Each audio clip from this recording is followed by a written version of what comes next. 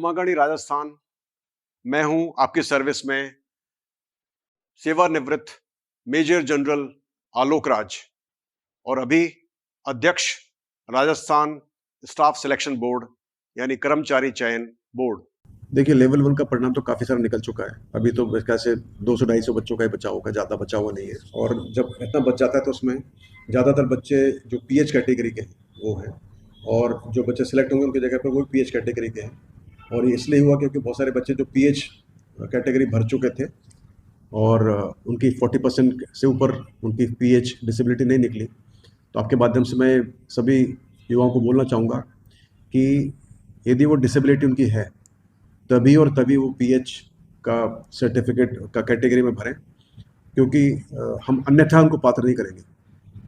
और अन्यथा पात्र तभी करेंगे जब हमको पूरा इन्वेस्टिगेशन कर लेंगे कि उसकी डिसेबिलिटी कम कैसे हुई। इसके लिए मैंने स्वास्थ्य विभाग को भी लिखा हुआ है और स्पेशल मेडिकल बोर्ड होगा। और यदि वो पाया गया कि उसने कोई जानबूझकर या कोई फर्जीवाड़ा कर कर, जालसाजी कर कर, मिलजुल कर उसने ऐसा कुछ किया है तो उसके खिलाफ कार्रवाई होगी। तो अभी ये जो L1 के बच्चे ज़्यादातर वो पीएच वाले ही हैं और उनकी जगह पीएच वाले बच्चों को लिया जाएगा, उस पर कार्रवाई चल रही है। अब कब निकाल पाएंगे थोड़ा मैं डेट नहीं दे पाऊंगा आपको, आज ही मैंने इसके बारे में डिस्कशन किया है। दूसरा आप कह रहे थे L2 के बारे में, तो L2 के बारे में आपको मालूम है कि इसके ऊपर स्टे लगा हुआ है, जो बच्चे नियुक्त हैं उनको हटाने के ऊपर। तो उस पर अभी हम कार्रवाई कर रहे हैं। हमारा प्रयास है कि जितना जल्दी हो सके इसका कोई सोल्यूशन निकाला जाए, तो उसके बारे में अभी प्रयास जारी है, लेकिन मैं डेट देना उचित समझता नहीं हूँ, ना डेट दे पाऊंगा।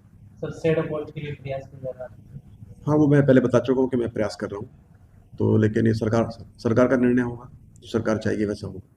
सबसे पहला बदलाव ये है कि 1 अप्रैल के बाद में जो परीक्षाएं हमारी होंगी कर्मचारी चयन बोर्ड की, यदि अभ्यर्थी फॉर्म भरने के बाद में परीक्षा में उपस्थित नहीं होते हैं, अनुपस्थित रहते हैं और ऐसा वो 2 परीक्षाओं में करते हैं, तो उन 2 परीक्षाओं का जो अटेंडेंस जैसे हमारे पास रिकॉर्ड में आ जाएगा, हम उसको RISL में दे देंगे और फिर उस परीक्षार्थी को दोबारा फॉर्म भरना पड़ेगा, तो वो फॉर्म नहीं भर पाएगा जब तक कि वो पेनल्टी जमा नहीं करा दे। और जो पेनल्टी का प्रावधान रखा है, हमने रखा है 750 रुपये।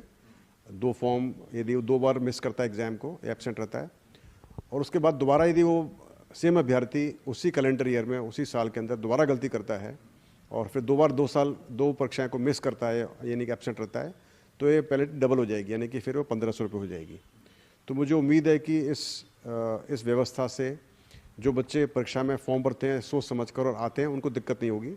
लेकिन जो अभ्यर्थी बिना सोचे समझे लापरवाही से फॉर्म भरते हैं या उनका मन नहीं होता है, तो उनको फिर से हमने एक नया सिस्टम शुरू किया है। यदि कोई भी अभ्यर्थी हमारी कर्मचारी चयन बोर्ड की 2 परीक्षाएं को एब्सेंट रहेगा, मिस करेगा, तो एक कैलेंडर ईयर के अंदर यानी कि 1 जनवरी से 31 दिसंबर के बीच में यदि वो मिस करता है, तो उसके बाद उसका नाम दर्ज हो जाएगा हमारे रिकॉर्ड में, और फिर वो कोई भी नया फॉर्म भरेगा उससे पहले उसका SSO ID फ्रीज हो जाएगा और उसको पहले फ्रीज को हटाने के लिए उसको पेनल्टी देनी होगी। 2 एग्ज़ाम के बाद उसको 750 रुपये देने पड़ेंगे और दोबारा फिर वो डिफ़ॉल्टर होता है, यानी दोबारा फिर वो 2 परीक्षाएं मिस करता है, यानी कि एक साल में 4 परीक्षा मिस करता है,